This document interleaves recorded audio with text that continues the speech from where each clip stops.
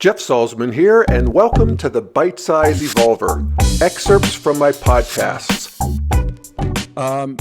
This process of consciousness raising and evolution is where things go from an undifferentiated state to a differentiated state. So in one way of looking at it politically is that, and we can see this if we've lived long enough, the left has gone from this, the left, the blob of the left, the political left, the people who hated Reagan, the people who liked Bill Clinton well enough.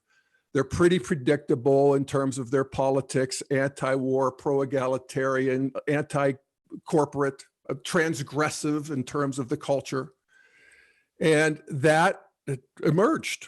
The left emerged actually in the 50s, post-World War II, 50s and 60s. And now it's like it's becoming more complex. It's like turning the resolution of a Google map. That is a great way of looking at evolution. And we see what we thought was one thing turns out to be many things. And as we see the left, we see some of us are living in the mountains, and some of us are living in the valley, and some of us are in the city, and some of us are out in the sticks. And maybe we don't have as much in common as we thought. And so it is. The amoeba divides. Welcome to evolution.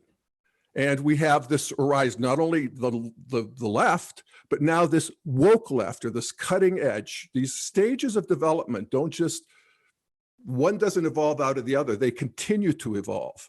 There's a horizontal evolution, and that's what's happening here, so that the left actually is differentiating into two bigger identities. And that's what they talk about here. So this is the engine of evolution. And one of the ways I think about it is that we differentiate and God integrates.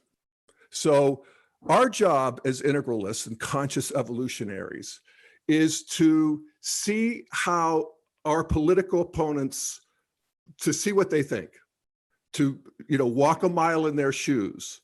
And it's like the other night I was on a conference call. It was a conference actually with, they had 1,000 people signed up. It's Brazil Integral, founded by Marcelo Cardoza 10 years ago, and a really vibrant organization down there.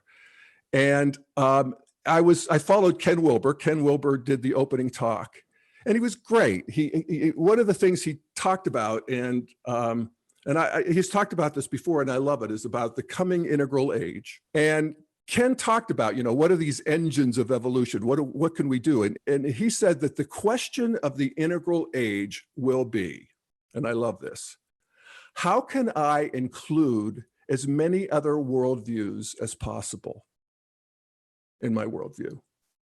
And he talked about the various ways that the aqua map really create these world spaces that we can inhabit. And that when we inhabit them, as he put it, people will realize that they're 10 times smarter than they think. And I love that. And I think we could also say that we will be 10 times more sensitive. What did he say? He said 12 times. Did I say that right? Anyway, 12 times smarter than they think. And I think we could say that we would be 12 times more sensitive, 12 times more loving, 12 times more curious, 12 times more willing to get into the arena and fight with each other, even fairly. Evolution likes fighting. Evolution likes friending. Evolution doesn't like things to be calm, which is what we all want. But oh well, welcome to this particular cosmos. Anyway, one of the practices of this, and I've talked about this many times, is that our job as an integralist is to, first of all, recognize our own sort of natural indigenous worldview, the one that comes easy to us, the one that we were raised in, the one that we've been practicing. And then to notice who's our opponent, and then make it our job to articulate our opponent's point of view better than they can, or at least as well. And you do that not because you've practiced and perfected your argument, but because you can inhabit their world and see that in their world, what they believe makes perfect sense. And not only that, not only do you get empathetic in that way, but you also see that they're seeing things that you weren't seeing. And there's a little bit of a crack in your ego boundary and a little bit of a surrender to, a worldview that you originally held as the other.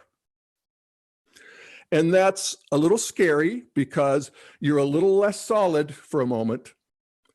And you can, there's another membrane, but who are you if you could see what they see? Or who are you if you can't just close the door to that? And evolution offers an answer to that question. And that is that you are a bigger, better you.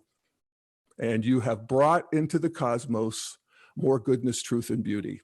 And you have done your job in that moment of perfecting the universe, which is, I love Steve McIntosh when he talks about that's why we're here.